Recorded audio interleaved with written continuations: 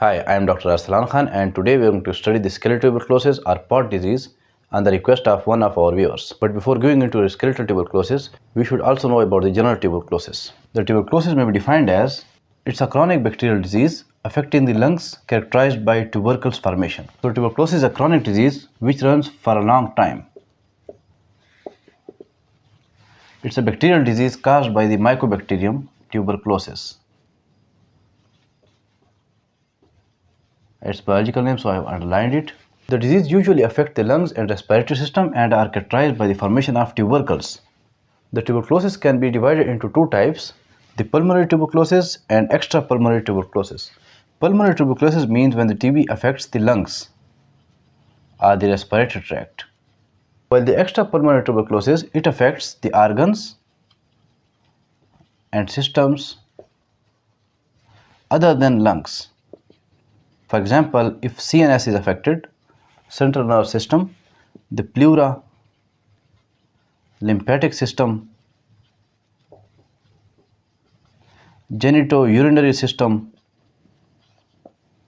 or tract, the bones and joints, and most important, the spinal cord.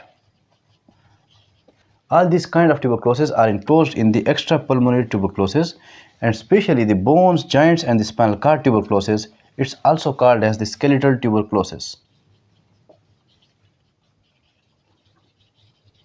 which we are going to discuss today. Now the skeletal tuberculosis or Pott disease. The TB of the spine, bones and joints, it's called skeletal tuberculosis, and out of these three organs, the TB of the spine, this is called as Pott disease. Pott disease is in specific. Pott disease has been named after the scientist, the Percival Pott. He was a British surgeon who described the disease. So therefore it's also called as Pott disease. Basically the Pott disease or spine TB, it is extrapulmonary tuberculosis, but it has been spread from the infected organs. Most oftenly this is spread from the infected lungs or blood or lymphatic system.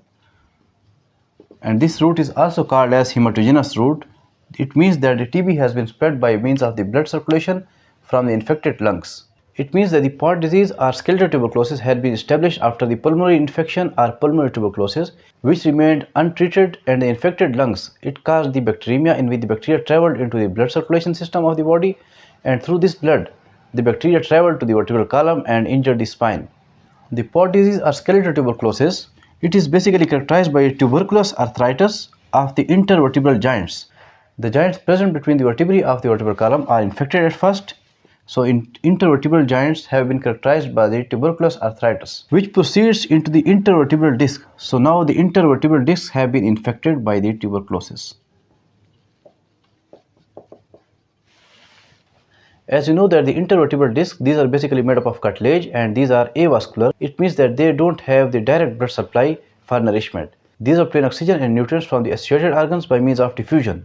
So when these intervertebral discs are infected, as these are avascular, so their healing is very much difficult and complicated, and these intervertebral discs, these get collapsed. So discs are avascular, nutrients are depleted, and the intervertebral discs are collapsed due to this tuberculosis of joints, leading to the narrowing of the vertebrae and eventually the vertebrae collapse. When the vertebrae of the vertebral column collapse, it means that these are injuring the spinal cord. So spine injury has occurred. The spinal cord has been pinched due to narrowing of the vertebrae and spinal cord injury occurred. This is basically the Pott disease.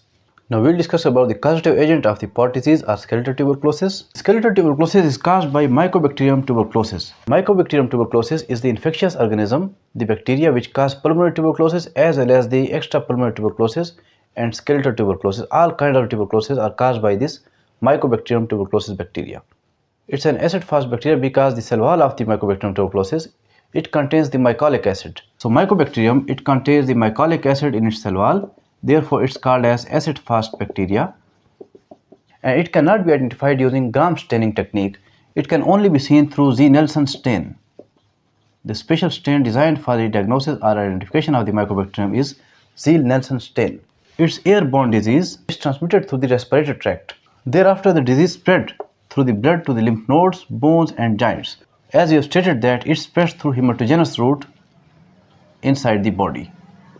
So this was the etiology of tuberculosis. Now the clinical signs of skeletal tuberculosis are the tuberculosis affecting the spine and vertebral column. The onset of the disease is characterized by the backache, tenderness and stiffness of the back, fever, fatigue and lethargy. These are the general signs and symptoms which are seen on the onset of the disease. However, when the disease gets worsened and complicated, then these two signs are evident, the kyphosis and paraplegia. Kyphosis means the abnormal forward bent posture of the body. Due to damage and destroyed vertebrae, the body of the patient, it is bent forwardly. So this abnormal bent posture of the body, this is called kyphosis. This is seen in the skeletal tuberculosis, and if still the condition is complicating and worsened, the prognosis is weak and the person develops paraplegia. Paraplegia, it means the loss of coordination and senses in the lower limbs, or simply we can say that the paralysis of the lower limb. Paralysis of lower limbs. This is called paraplegia. So these were the clinical signs and symptoms of the Pott disease or skeletal tuberculosis. It can easily be differentiated from the spine injuries or spinal infections, for example the ankylosing spondylitis, the spine infections in which kyphosis or paraplegia has not been seen commonly. The kyphosis is the characteristic sign or differentiating feature of the spinal cord tuberculosis or skeletal tuberculosis in which the bones are affected by the TB. So other spine conditions can be easily differentiated by kyphosis sign. Now we'll discuss about the diagnosis of the skeletal tuberculosis. After presentation of the clinical symptoms, the disease is further investigated through confirmatory tests. These include CBC, the complete blood count. It shows the leukocytosis, increased number of white blood cells. It is called leukocytosis. ESR means erythrocyte sedimentation rate. Erythrocyte sedimentation rate is also elevated because in all inflammatory conditions ESR is high. Next is the specific test, the intradermal tuberculin test. In this test, 0.1 ml of the tuberculin antigen, it is injected into the intradermal route or into the skin layers, and after 24 to 48 hours, the injection site is examined, which is swollen in case of positive cases. In positive cases, there is swelling due to antigen-antibody reaction at the site. Next is the Zeal-Nelson staining, because it's an asset for the bacteria and Cramp staining cannot differentiate or identify this bacteria, so we will proceed through Zeal-Nelson staining for the microscopy. However, these were conventional techniques which are used for investigation, but these are not confirmatory. For confirmatory diagnosis, you have to follow these latest diagnostic techniques. First technique is the spine radiograph. The spine radiograph or the X-ray reveals that the shrunken vertebrae, abscess formation in the paravertebral spaces have been infected and abscess has been formed. The collapsed vertebrae, the collapsed intervertebral discs, sinuses in the intervertebral spaces, wedging of the vertebrae, developing the kyphosis. The next is bone biopsy, in which the live bone tissues are extracted for further molecular diagnosis. The CT scan means computerized tomography. It's also a technique of radiology as well as the MRI, magnetic resonance imaging.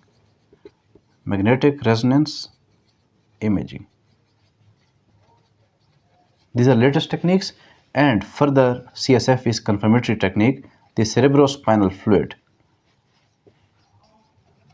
for the identification of the organism. Now we'll discuss about the management, complications and the prevention of the Pott disease or skeletal tuberculosis. First of all, the management or treatment of the Pott disease. Usually at the initial stage, anti-tuberculous drugs are given. The anti-tuberculous drugs are used for the treatment of tuberculosis or TB. These are rifampicin, isoniazid,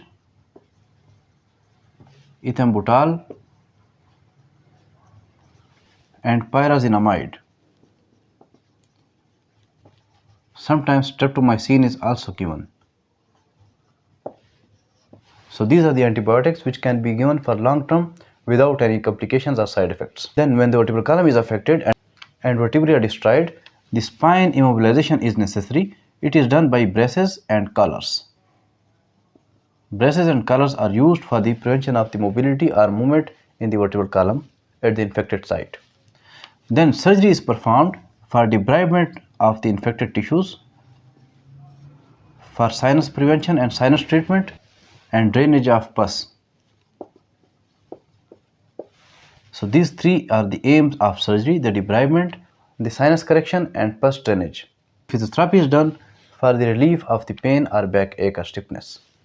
Now the prevention. The skeletal tuberculosis can be prevented by effective and timely treatment of the pulmonary tuberculosis and extrapulmonary tuberculosis, because the vertebrae and spine are affected secondary to this pulmonary and extrapulmonary tuberculosis, in which the microbe has transmitted from the infected parts of the body through hematogenous route by the blood and lymph to the spine and vertebral column.